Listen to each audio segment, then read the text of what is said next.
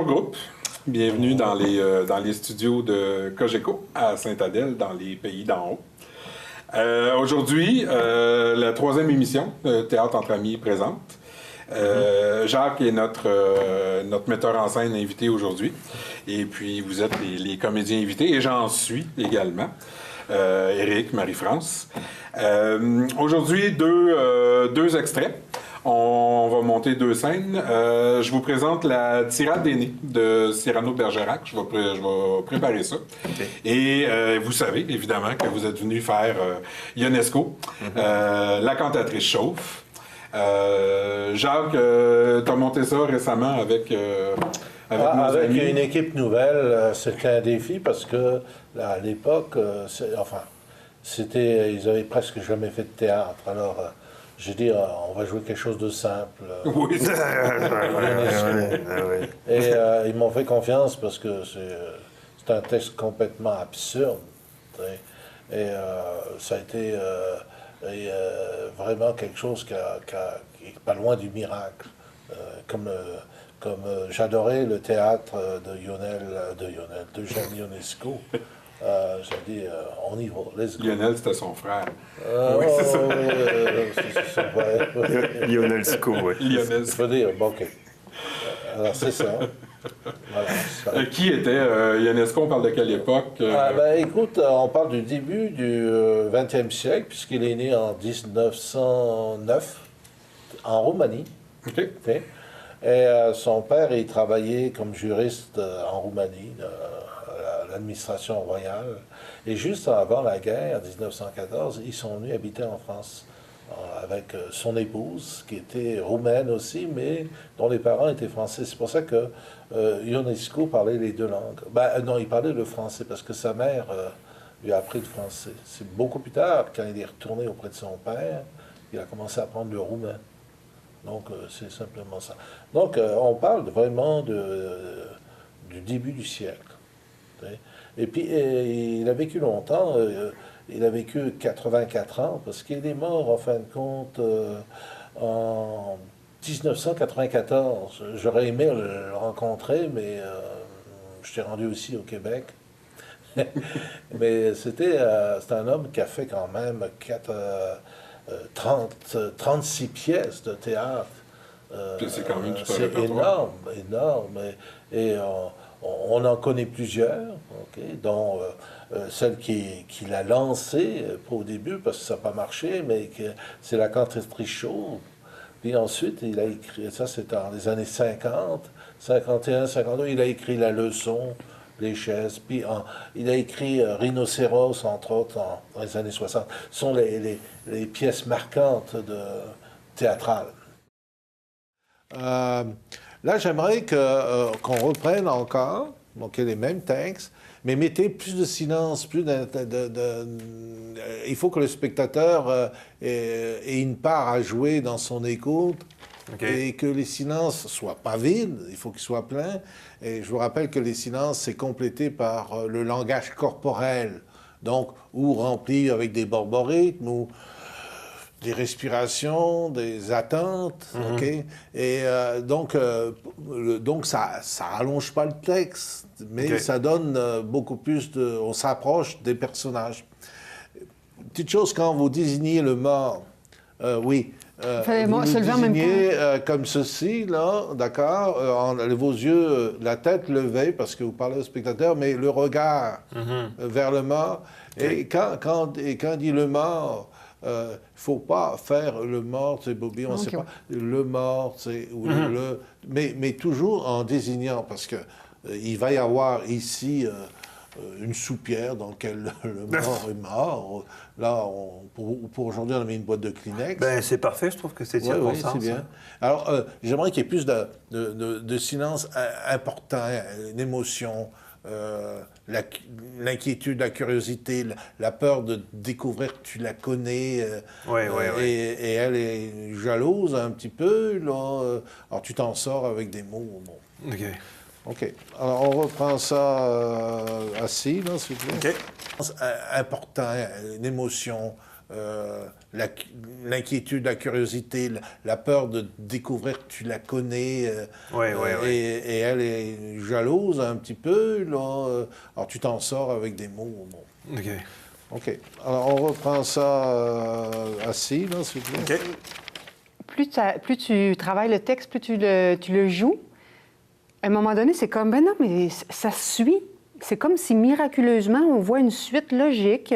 Ben, c'est déstabilisant dans le sens où, en effet, les répliques n'ont pas vraiment de sens. Par contre, l'avantage, c'est qu'on peut aller dans n'importe quelle direction. On peut le chanter, on peut faire toutes sortes de mises en scène. Donc, c'est déstabilisant dans le sens, oui, où on n'a pas on ne peut pas nécessairement écouter la logique, parce qu'il y en a comme pas. Mais par contre, au niveau du jeu, c'est vraiment intéressant.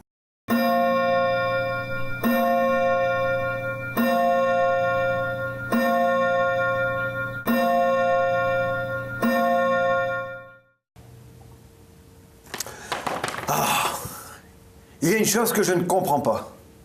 Pourquoi dans le journal, à la rubrique de l'état civil, parle-t-on toujours de l'âge des personnes décédées et jamais celui des nouveau-nés? C'est un non-sens. Je ne me le suis jamais demandé.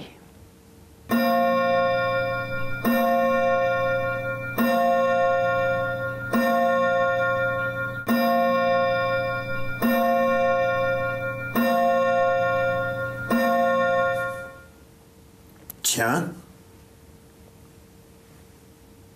Il est écrit que Bobby Watson est mort. Mon Dieu! Le pauvre! Quand est-ce qu'il est mort?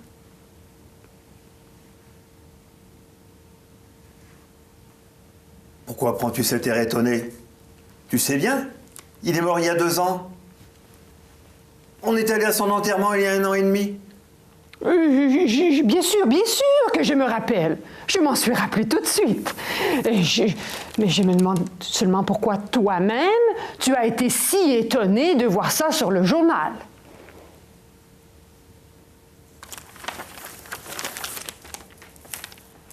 Ça n'était pas écrit dans le journal. Il y a 1 an et demi qu'on a appris son décès. Je m'en suis souvenu par association d'idées.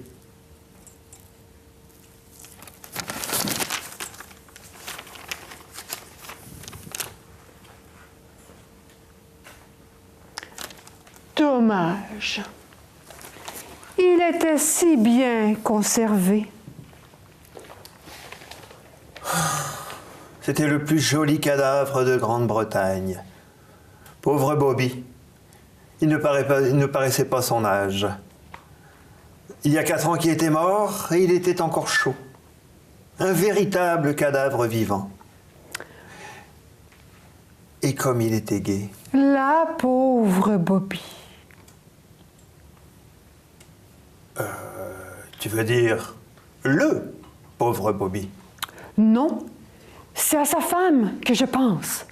Elle avait le même nom que lui. Elle s'appelait Bobby Watson. Comme ils avaient le même nom, on ne pouvait les distinguer l'un de l'autre quand on les voyait ensemble. Ce n'est qu'après sa mort à lui qu'on a vraiment pu savoir qui était l'un et qui était l'autre. Aujourd'hui encore, il y a des gens qui la confondent avec le mort et lui présentent des condoléances. Tu la connais? Je l'ai vu une fois par hasard à l'enterrement de Bobby. Je ne l'ai jamais vue. Est-ce qu'elle est belle? Elle est très régulière, mais on ne peut pas dire qu'elle est belle. Elle est un peu trop grande et trop forte. Ses traits ne sont pas réguliers et pourtant, on peut dire qu'elle est belle. Elle est un peu trop petite et trop mince. Elle est professeure de chant.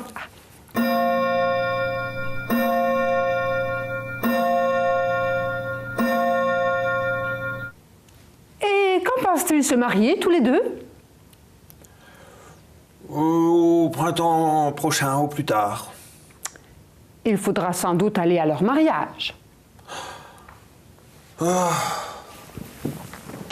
Il faudra leur faire un cadeau de noces. Je me demande lequel. Pourquoi ne leur offririons-nous pas un des 7 plateaux d'argent dont nous a fait don à notre mariage à nous et qui ne nous ont jamais servi à rien?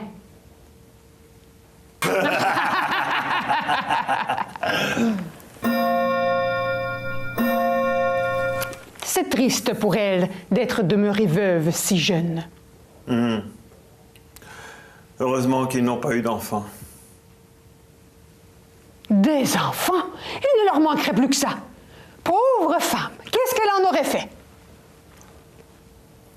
Oh, elle est encore jeune. Elle pourrait très bien se remarier. Le deuil lui va si bien. Mais qui prendra soin des enfants? Tu sais bien qu'ils ont un garçon et une fille. Comment s'appelle-t-il? Bobby et Bobby, comme leurs parents. L'oncle de Bobby Watson, le vieux Bobby Watson, aime le garçon et il est riche. Il pourrait très bien se charger d'éducation de Bobby. Ce serait naturel. Et la tante de Bobby Watson, la vieille Bobby Watson, pourrait très bien, à son tour, se charger de l'éducation de la fille de Bobby Watson, Bobby. Comme ça, la maman de Bobby Watson, Bobby, pourrait se remarier. Elle a quelqu'un en vue? Oui, un cousin de Bobby Watson. Qui? Bobby Watson? Mais de quel Bobby Watson parles-tu? De Bobby Watson, le fils du vieux Bobby Watson, l'autre oncle de Bobby Watson, le mort. Non, ce n'est pas celui-là, c'est un autre. Le fils de la vieille Bobby Watson, la tante de Bobby Watson, le mort. Tu veux parler de Bobby Watson, le commis voyageur? Mais tous les Bobby Watson sont commis voyageurs. Quel dur métier. Pourtant, on y fait de bonnes affaires. Oui, oui, quand il n'y a pas de concurrence.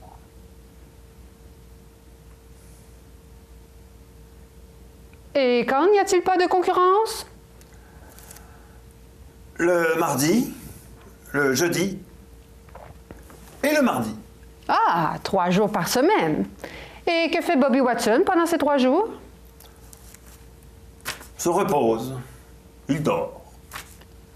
Mais pourquoi ne travaille-t-il pas s'il n'y a pas de concurrence? Oh, tu m'embêtes avec toutes tes questions, idiote. Tu dis ça pour m'humilier?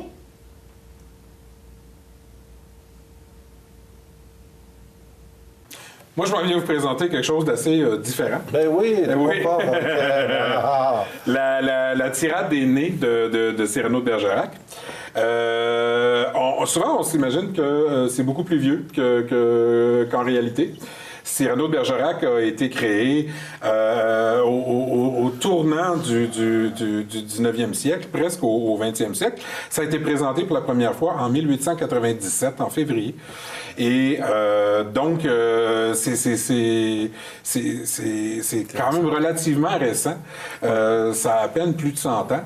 Et souvent, on pense à Molière, on l'associe, mais en réalité, c'est beaucoup plus récent que Molière ou Shakespeare. Et bon, la tirade des nez, évidemment, Cyrano de Bergerac, on connaît un peu, c'est le type qui a le pif. Et puis, ça a été inspiré à Rostand par...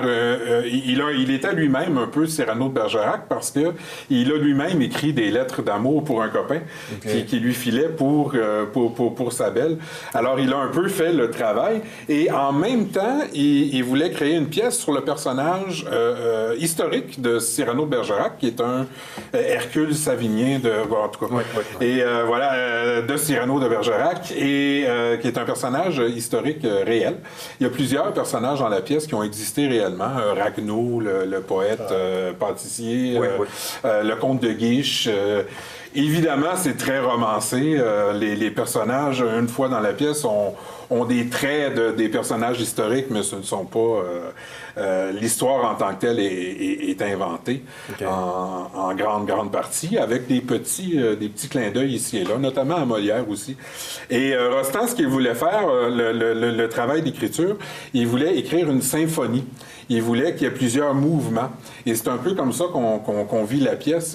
Quand on commence, Cyrano est plus jeune, il y a la confrontation au théâtre parce que Montfleury va jouer, puis Cyrano lui a interdit de jouer parce qu'il le trouve très mauvais. Et il y a toute cette partie-là où avec les cadets, et là Christian qui va arriver. Ensuite, ça change, ça devient très romantique avec Roxane. Et là, on veut séduire Roxane. Ensuite, c'est la guerre. Ensuite, il y a vraiment des temps dans la pièce et c'est une œuvre énorme. C'est un des plus grands rôles au théâtre qu'on peut jouer. On a eu quelques Cyrano québécois. Oui, moi j'ai vu Patrice Robitaille tout récemment. Oui, j'avoue que ça m'a étonné un peu parce qu'on le connaît par Les Trois Petits Cochons récemment où il joue souvent des rôles un peu plus... Il a le nez quand même aussi, déjà il y a une petite prédisposition à ça. Il était vraiment très bon. Ouais. Et puis, on peut penser à Gilles Pelletier, on peut penser à Albert Miller, pardon, excusez Albert. Albert Miller, Gilles Pelletier qui l'ont joué, Guy Nadon, qui sont des gens qui l'ont joué ici, mais c'est un travail énorme que de jouer toute la pièce, jouer Cyrano de Bergerac, c'est un rôle extrêmement lourd. Et c'est des alexandrins, c'est un texte qui est un texte classique. On ne peut en changer une seule virgule. On échappe un pied quelque part et le public va s'en rendre compte parce que les gens la connaissent.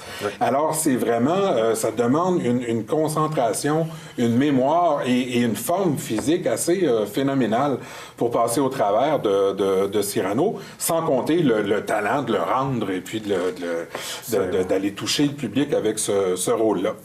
Et la création de la pièce, c'est un peu une soirée mythique dans l'histoire du théâtre parce que à la porte Saint-Martin, le théâtre de la porte Saint-Martin, en février 1897, s'installe.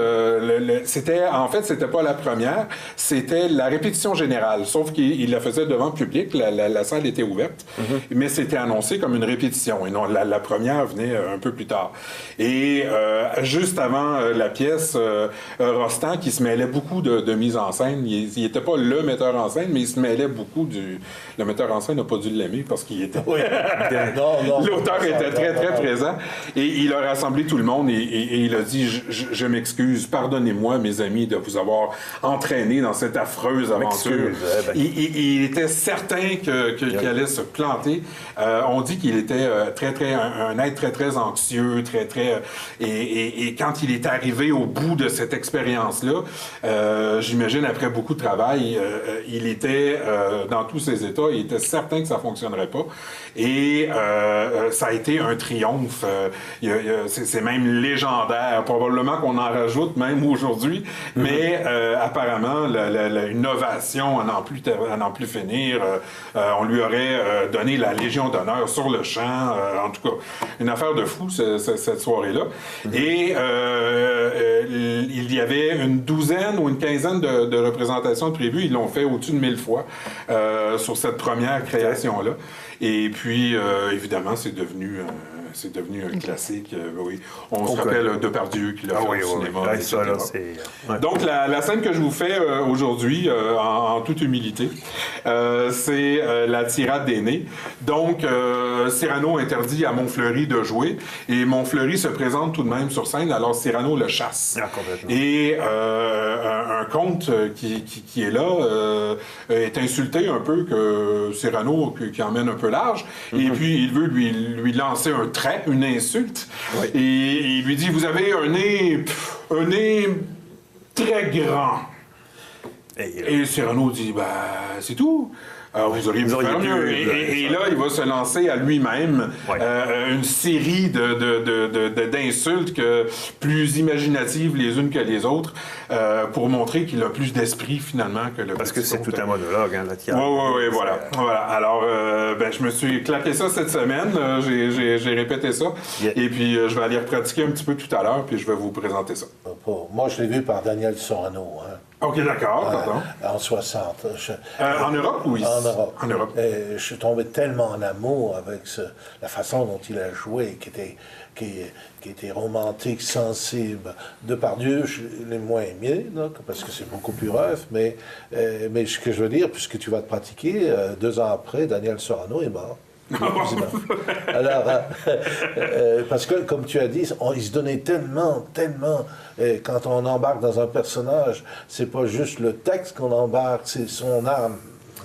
J'ai entendu Guy Nadon à la télévision récemment qui disait comment c'était dur de jouer ça et comment il se faisait ramasser à petite cuillère en coulisses pour se faire remettre et se faire pratiquement pousser sur scène pour continuer. Il a trouvé ça très... Évidemment, c'est une expérience formidable, mais c'est très difficile parce que c'est très long. C'est beaucoup... Il y a des combats à l'épée. C'est très dur comme texte. Ah non! C'est un peu court, jeune homme. On pouvait dire, oh Dieu, bien des choses en somme. En variant le ton, par exemple. Tenez, agressif. Moi, monsieur, si j'avais un tel nez, il faudrait sur le champ que je me l'amputasse. Amical. Mais il doit tremper dans votre tasse. Pour boire, faites-vous fabriquer un hanap. Descriptif. C'est un roc. C'est un pic. C'est un cap. Que dis-je, c'est un cap. C'est une péninsule. Curieux. De quoi sert cette oblongue capsule? D'écritoire, monsieur, ou de boîte à ciseaux? Gracieux. Aimez-vous à ce point les oiseaux que paternellement vous vous préoccupâtes de tendre ce perchoir à leurs petites pattes? Truculent. Ça, monsieur, lorsque vous pétunez, la vapeur du tabac vous sort-elle du nez sans que voisin ne crie au feu de cheminée? Prévenant. Gardez-vous, votre tête entraînée par ce poids de tomber en avant sur le sol. Tendre. Faites-lui fabriquer un petit parasol, de peur que sa couleur au soleil ne se fane. Pédant. L'animal seul, monsieur, qu'Aristophane appelle hippocampe éléphanto-camélos, dut avoir sous le front autant de chair sur tant d'os. Cavalier. Quoi, monsieur, ce croc est à la mode? Pour prendre son chapeau, c'est vraiment très commode. Emphatique. Aucun vent ne peut, né magistral, t'enrhumer tout entier, excepté le Mistral. Dramatique. C'est la mer rouge quand il saigne. Admiratif. Pour un parfumeur, quelle enseigne! Lyrique. Est-ce une conque? Êtes-vous un triton? Naïf.